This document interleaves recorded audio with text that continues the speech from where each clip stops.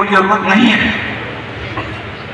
कोई परेशान होने की जरूरत। उस समय ही मैंने कहा पाक अधिकृत कश्मीर पीओके हमारा था, हमारा है और हमारा रहेगा।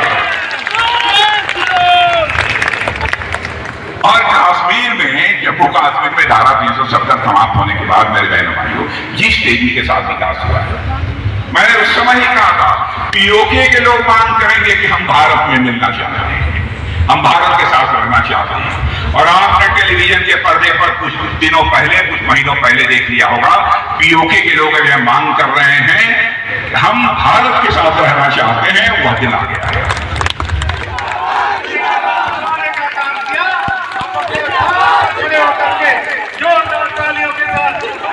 ये आंकड़ा नहीं है, यह अंतरराष्ट्रीय संस्थाएं हैं, उनका आंकड़ा है। 2004 में आप लोगों ने कांग्रेस की सरकार बनाई, उसके बाद अटल जी 2004 में अटल जी ने इस देश को दुनिया में धन दौलत के मामले में, अर्थव्यवस्था के आकार के मामले में 11वें स्थान पर लाकर खड़ा किया। और 10 साल तक डॉक्टर मनमोहन सिंह जी प्रधानमंत्री थे, फिर भी हमारा भारत 10 साल तक कांग्रेस की सरकार रहने के बावजूद दुनिया के देशों में धन दौलत के मामले में 11वें स्थान पर ही।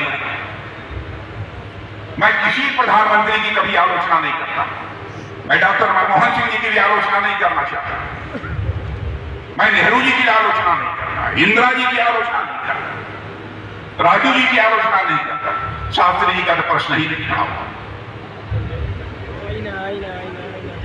क्योंकि मैं जानता हूं हर प्रधानमंत्री होता है, वो व्यक्ति नहीं होता है, संस्था होता है, उसका सम्मान किया जाता है। मैं किसी को गाली देकर अपना कद नहीं बड़ा करना चाहता, लेकिन उनके डॉक्टर मनमोहन सिंह जी के समय भी दुनिया में धन दौलत के मामले में 11वें स्थान पर खड़े थे। करिश्मा किया है आपके प्रधानमंत्री मोदी जी ने बहनों भाइयों, 56 इंच चौड़े सीने के प्रधानमंत्री ने करिश्मा किया। जो भारत धन दौलत के मामले में 2014 में दुनिया के देशों में 11वें स्थान पर खड़ा था, 7 वर्षों के अंदर ही जंप लेकर आज दुनिया के देशों में 5वें स्थान पर आकर खड़ा हो चुका है। और ये हकीकत को समझता है किस पार्टी का टेम्पो हाई है और किस पार्टी का टेम्पो डाउन है।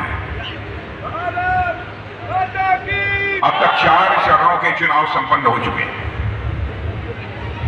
और 4 चरणों के चुनाव संपन्न होने के बाद भारत ही नहीं, दुनिया के राजनीतिक विश्लेषकों का मानना है कि इस बार पुनः भारत में 400 से अधिक सीटों पर विजय प्राप्त करके किसी की सरकार बनने जा रही है, तो भारतीय जनता पार्टी की एनडीए सरकार बनने जा रही है। आज मैं रविंद्र कुशवाहा जी के लिए आप सबके बीच आया, लेकिन आप लोगों का मैं जो चेहरा देख रहा हूं, चेहरा देखने से मुझे लगता है कि आप लोगों ने पहले से ही मूड बना रखा है कि रविंद्र कुशवाहा को इस बार हैट्रिक हमको जीत की, हैट्रिक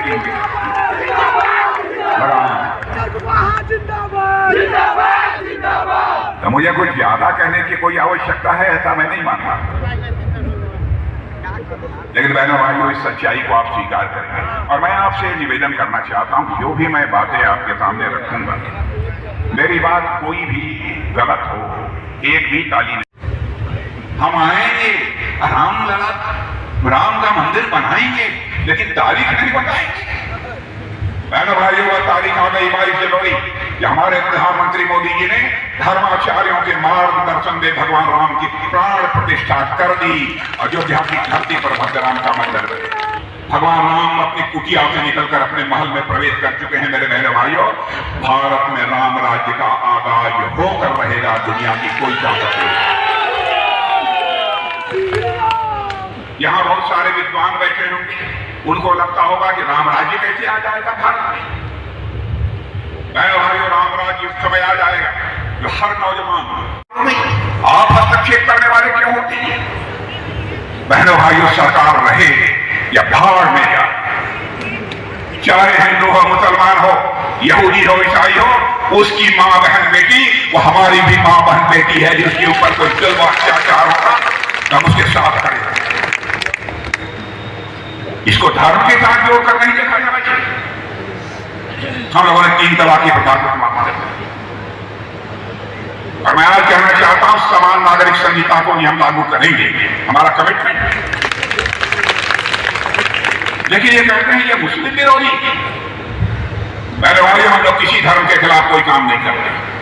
हिंदू हो, मुसलमान हो, ईसाई हो, सभी यहूदी हो, कोई जो भी भारत का नागरिक, सब हमारे समान नागरिक संहिता की बात मैं इसलिए कर रहा हूं, भारत के संविधान के नीति निर्देशक सिद्धांतों में